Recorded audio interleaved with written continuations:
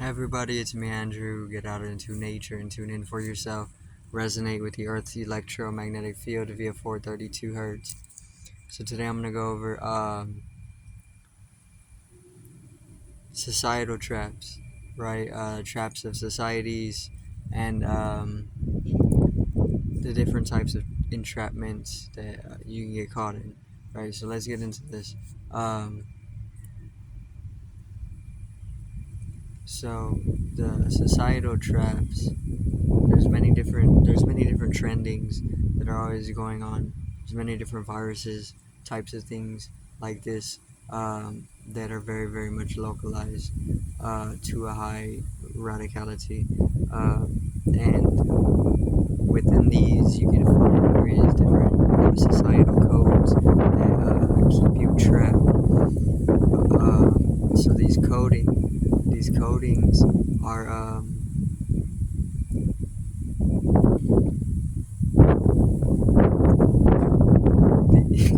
these codings are they can be translated to entrapment, right? And these are found in the trends. Once again, if you go looking throughout the various different trends that are streaming throughout the or mainstreaming, uh, you can get caught in these, and they don't necessarily benefit you in the way of aggression on a collective level. More so, a lot of the times within these trends, you find viralities, which are just viruses that are unbeneficial to your organism as an individual, and maybe so as even a collective. But I don't want to say that it's purely unbeneficial because everything there's impermanence in it, right? So it can loop back into itself, but in the moment, in the current time, these are most definitely damaging to be caught in various different little systems that they have to manipulate. Um, some of these systems are pretty much just falling into maybe different types of materialism, right? And this one, it's not so bad, but this is what's always gotten us to identified states of being, well, multiple times over throughout many times and spaces, in many different lifetimes and species, uh, falling into materium, or just denser states of being, right? But it's definitely for something, um, for development or to fall into different types of planes in order to be able to integrate ourselves on that level rather than just being at one level. Um, but then again, it's kind of falling. So if it's a fall of some type, by entangling with different types of densities that are lower from a higher density, then it's kind of like losing vibrancy, right? But let me see. I'm gonna try to think of another one, another trap. Uh, they keep you within the industrial, right? So this is definitely one trap that the mechanistics take personification in a sense. So by this I mean you're kept in the matrix. There's a whole code for keeping you unconscious in the matrix, and this is definitely in conspiracy with the whole industrial grid or the whole industrial network. The industrial is not necessarily benefiting the earth as of right now. Um, it's pretty much just destroying it. But even that could be beneficial in one another direction. Um, but as of right now, as it is right now, it's not benefiting at all, and the organism is getting killed, right? Completely. So this definitely has an effect on the mass, on the people, the inhabitants of the earth. The industrial network is very, very dissonant in the way that it maneuvers, or it's very unresonant in the way that it does things. Um, it's not in tune with the laws of nature, and you can easily see this if you just start to observe after connecting with nature just a little bit, because nature is everything. It's all things. So this is just one other facet um, of its omnidimensionality, right? But the industry, the whole industrial movement is unresonant, is dissonant, doesn't act in accordance with nature. It's kind of fighting against nature, poisoning it. It's pretty much a cancer. If you look at society, it mimics cancer in a way. So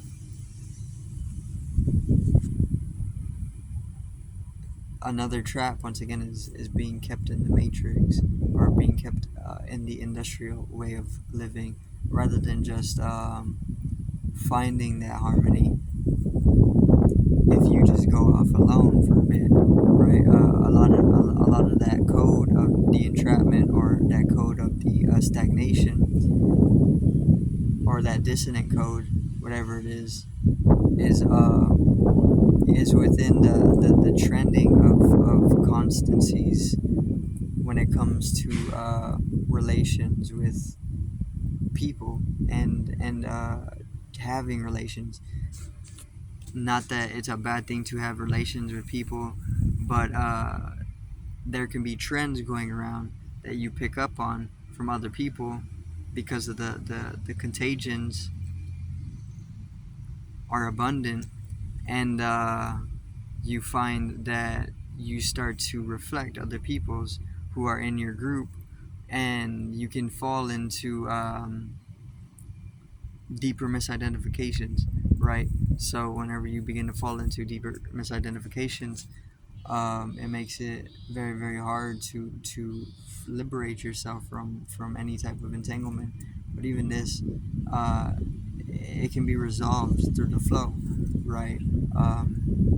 So it's just what type of person you really are.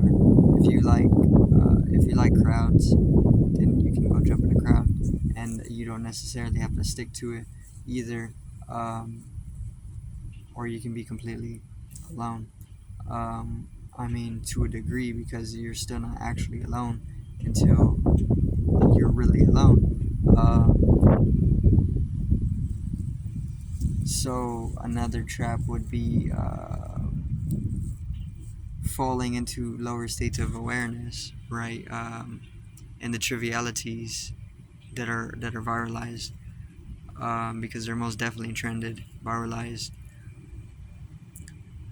But even this can help, right? Everything is of a benefit, is of a help in one regard, in one sense of looking at it.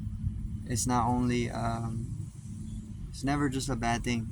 It's it can be helpful if you look at it from different degrees. Um, but another trap would be living very unhealthily, right? And this is just falling as well within the industrial way, the dissonant way of life. You can throw everything away, and that's it, right? That's definitely a trend of of the machine. There's definitely people who have a hand in mass poisoning, right? Or just mass lobotomy, or whatever it may be, into these types of things, right?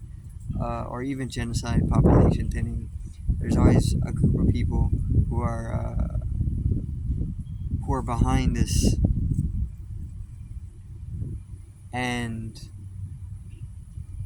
that whole trend of just letting, like, remaining in a very, very unhealthy state is a constant going throughout the industrial.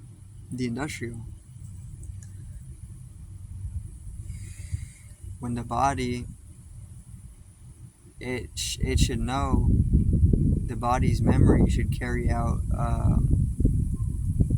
a healthier state of consciousness of itself, because it knows how to do this. It's just so that the environment is tempered to a specificity that is always going to result in the inhabitants of the environment falling into unhealthy states of consciousness, because the pollution of the environment itself, right? So that's very simple. But once again, there's people who are deliberately tarnishing the environment, so that the inhabitants of the environment obviously are falling into unhealthier states of consciousness. The moment that consciousness arises, as it should, and it will, all things are liberated, right? Even from the various different processes that may be deliberacies, or could be seen as diabolical, as a scheme. But there's various different societal entrapments. These entrapments are to keep you within the society. This is a simplification. The entrapments are to keep you in the society, the maya, the illusion. This is always going to be there, because there always needs to be a conduit to sustain the plane, or the world. The plane and the world are one and the same. Planes, realms, and world. And the world needs to sustain itself. So within the entrapment, the codings of being trapped in the maya, or the illusion, you find that that's a natural code of the matrix, or of the realm, or the world, to keep the individual, which is the universal axis, aligned, even if it's through this misalignment, because you're misaligned. The moment that you actually align yourself to absolute zero, you cease to be, right? So the societal code, within the societal code, as you start to observe and read it, because they don't give you papers for this. I mean, you have papers, which are terms and conditions, and servicings, and various different things, that you can actually read with what you've been taught from school. But you're going to be able to get more of the societal code, and more truth out of being able to just observe everything, right? Or just being a witness, and self-reflection upon oneself, because you are the environment. And if the whatever the environment is going through, you're reflecting outwards. If the environment is very sick, you're going to be very sick. If you think about a terrarium, then you can see, it's all about how you keep the terrarium, or the aquarium, relative to how the animals are going to be in their status. If they're ill status, then the terrarium's not kept properly, as it should be. And within that, you can see the interdependency between the environment and the organism, right? Which the interdependency is in circulation as well, you with the environment. But it's all about how it's kept. You can guide a whole species development through tempering the environment, right? Or you can do it the other way as well. You can change a whole world if you work through the species, right? If the species kind of like bands together, they can they completely change the world, which is been done many times all throughout the galaxy, right? Because this is not something new. This happens all over the universe. So once again, the that whole relationship between the environment and the axis or the individual is it's of a duality, and then you can come into states of oneness the moment that you start self-reflecting upon oneself. But how do you self-reflect upon oneself? Or well, more so it's that you just begin self-reflecting, and this leads to the realization of oneself, and then the self-reflection just continues to deepen and deepen and deepen, and the wisdom deepens to even more extreme degrees the more that you invest your attention into self-reflection, right? Self-reflection is highly beneficial, because all is oneself. And this is the universal truth. I'm not just saying this. This is what is. This is the truth, right? There's no other self. There's no two people. There's no two individuals. There's only one being. Can't say this enough. People know this, but they don't experience this because there's perceptual illusions, and you can't get past perceptual illusions unless you center yourself properly, right?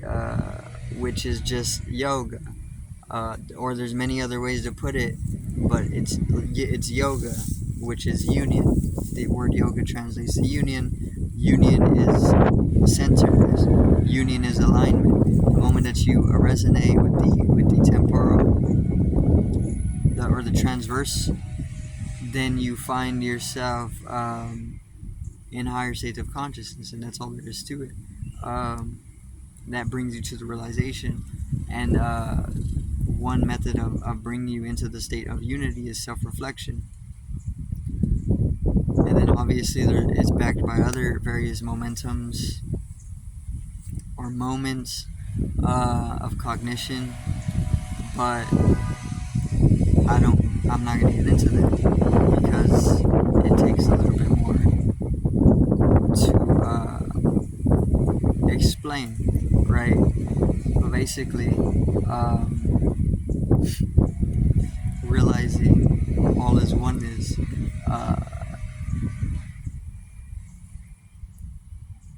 is the most beautiful experience ever, because it's death.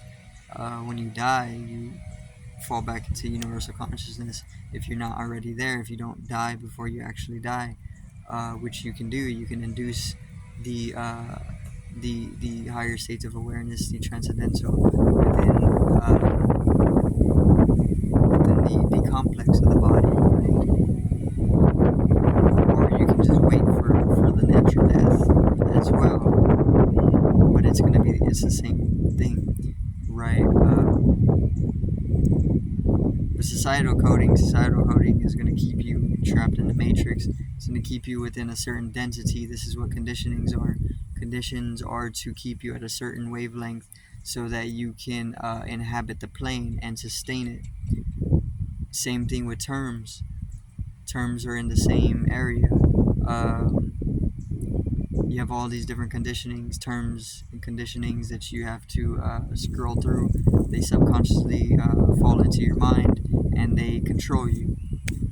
They keep you in a certain program, and the program is within the matrix, within the Maya. But you can transcend all that if you just self-reflect more through observation. Just observe more. Everything. It doesn't matter. You don't need a focus point. You can have one, but just observe. That's it. With a little bit of focus, maybe interest as well, because if there's a little bit of interest or there's a little bit of love for what is being observed, then it's not a dread, right? Or it's not something that you are uncomfortable from. So you're more driven to just continue. Yeah, there's plenty of different things in the societal trap, pollutions of the electromagnetic field, um, plenty of different stuff, right? But I'm not gonna get into it all. So, do thank everyone for watching. Once again, peace out, all love, and have a great evening.